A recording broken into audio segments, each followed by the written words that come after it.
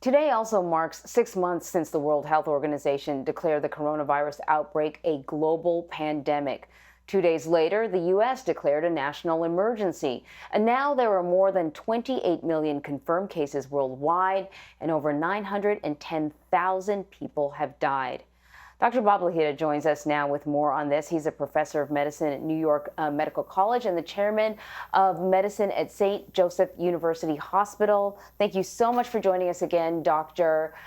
So we have 6 months now under our belts with this global pandemic. As you look back over the 6 months, what has gone right? What has gone wrong? What have we done right?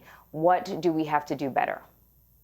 Okay, so let me start by saying that I've just gotten reports that perhaps this pandemic was present in the U.S. back in December. In December, the late December of last year, there were people with chronic coughs and fever that presented to the emergency room. Nobody knew what it was. The first CDC memo that I got was January the 6th, saying that there was an unusual pneumonia that was only in the eastern part of China, and nobody knew much about it. Diagnostic testing then began when we began to see cases in the U.S., and that was in February, early to mid-February, and then some. The problem there, the negative there, was that there were long times to get results. So we had polymerase chain reaction. You had to get it through the state, and sometimes the federal government, commercial labs didn't have anything. Then came antibody testing to find out who had the infection and who was recovering. Then things really got dicey. People started showing up in droves in the emergency room with respiratory symptoms, central nervous system disease, clotting disorders.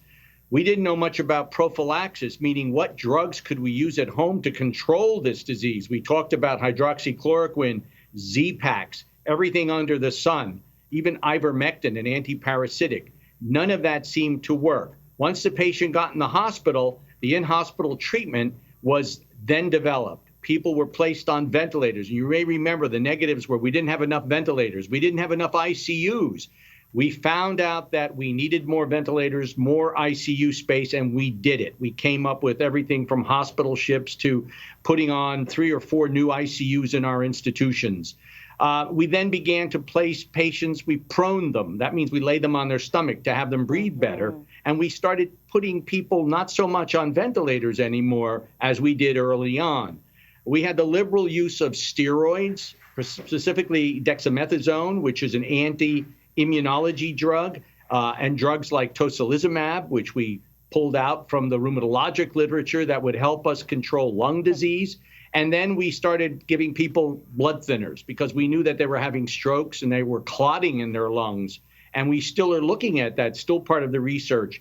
Then came the antivirals, remdesivir, you heard about, and other antivirals that we had used in HIV, most of which didn't work. But remdesivir did work to some degree.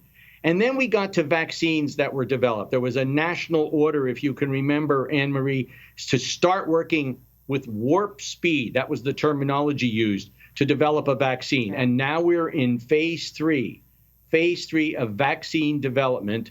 And the vector delivery is the one that's way ahead. That's AstraZeneca, Oxford University's vaccine, which we hope will be ready by December, early January.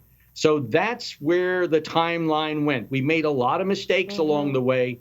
We had over 190,000 plus people die for this disease that we didn't know how initially to control. And mind you, we lost about 45% of the deaths were in nursing home patients, people who were elderly with lots of comorbidities. We found out which comorbidities were bad to have: obesity, hypertension, chronic lung disease, heart disease.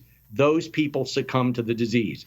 And then there were these outliers, the young people who all of a sudden would get the disease and die within days. And the majority of young people, high school kids, college students, did not succumb, barely had symptoms, did extremely well, and usually did not, with few exceptions, wind up in the hospital.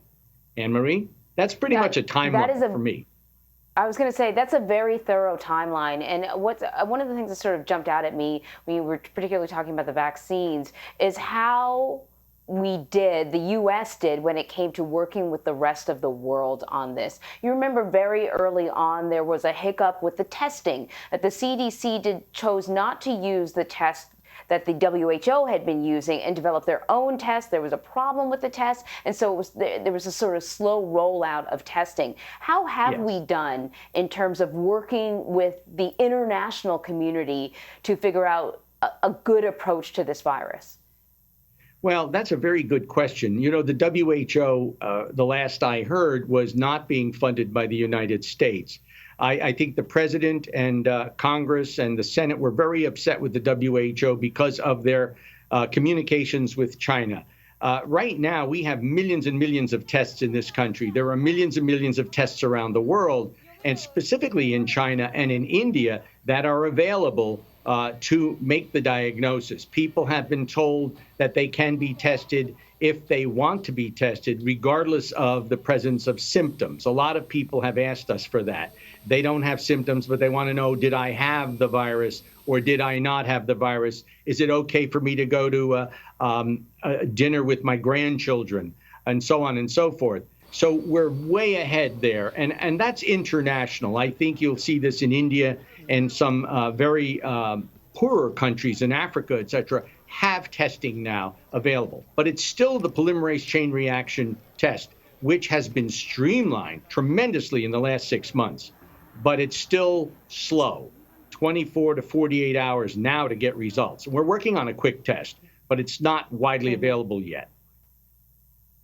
So as we barrel headlong into flu season, Dr. Fauci said that we need to prepare to sort of hunker down.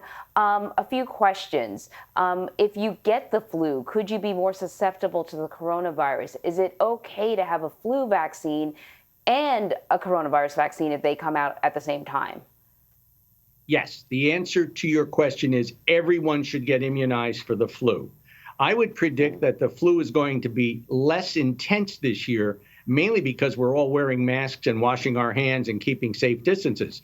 The way the flu spreads is in closed spaces in the wintertime. That's why it's so prevalent in the fall and winter months, because we're all together hunkered down in front of our fireplaces, if you have one, or in your apartment with the, and we're pushing up heat. Yes, everyone should get a flu vaccine. And I know that's not popular in America. In hospitals, we are obligated to be immunized for the influenza. Now, what about COVID? First of all, it's not going to make you more susceptible to COVID. Secondly, COVID vaccine is going to be 2 injections, 3 to 4 weeks apart, each injection. In the future, probably 2021, after this is rolled out and vital people are immunized, the 2 vaccines will probably be combined and be together. There'll be 1 vaccine for influenza, COVID-19, and then 4 weeks later, you'll get your second booster of the COVID-19 vaccine. Anne-Marie? That is interesting. I know there are other vaccines that require booster shots, but I also think that could be problematic when it comes to getting, enough people inoculated. But Dr. Bob, we are running out of time, so we'll have to pick that up in another conversation. Dr. Bob Lahita, thank you very much. Thank you, Anne-Marie.